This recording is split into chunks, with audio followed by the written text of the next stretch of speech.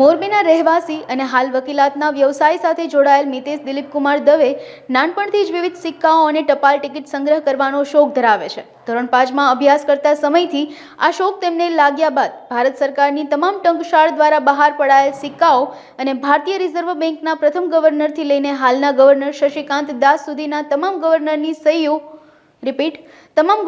સહીઓવાળી not સંગ્રહમાં સામેલ છે. તેમની પાસે ભારત ઉપરાંત વિશ્વના કુલ 192 સંયુક્ત રાષ્ટ્રના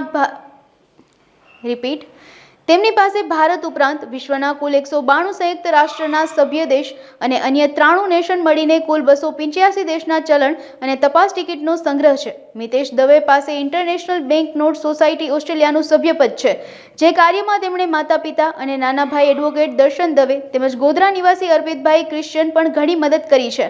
મિતેશભાઈ અત્યાર સુધીમાં લિમ્ફા બુક ઓફ નેશનલ રેકોર્ડ 6 વખત, India book record, assist world record, incredible book of world record, universal record forum સહિતના એવોર્ડ જીતી ચૂક્યા છે.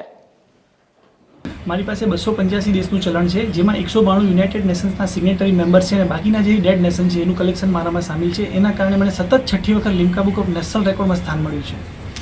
હું છે ને 1999થી જ્યારે ધોરણ 5માં અભ્યાસ કરતો હતો ત્યારથી હું આ કલેક્શન કરું છું અને અવિરત મારું આ કલેક્શન ચાલુ છે. મેં ક્યારે એને રોક્યું નથી વચ્ચેથી. અને ઇન્ટરનેશનલ બેંક નોટ સોસાયટી ઓસ્ટ્રેલિયાનો હું લાઈફ ટાઈમ મેમ્બર છું. એટલે વિશ્વનો કોઈ પણ બેંક અથવા દેશ જે નવી નોટ બહાર પાડે તો પહેલાં મને ઇન્ફોર્મ કરવામાં આવે છે, પછી મારે ખરીદવી કે ન ખરીદવી સેકન્ડ થિંગ છે. અને એવી જ રીતે ટપાલ ટિકિટ, ભારતીય ટપાલ ટિકિટ ફિલાટેલિક એકાઉન્ટ મેં ખોલેલું છે. નવી ટિકિટ બહાર પાડી સીધી મારા ઘરે આવે છે.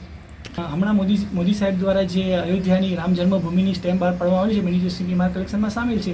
સાથે સંસદ ભવનનું જે નવું સંકુલ ઓપનિંગ કર્યું એનો 75 રૂપિયાનો કોઈન બી મારી પાસે આવેલો છે. મારી પાસે 285 દેશનું ઓવરઓલ કલેક્શન છે, જેમાં 3800 ડિફરન્ટ સ્ટેમ્પ છે, 1200થી વધારે અલગ અલગ નોટ્સ છે.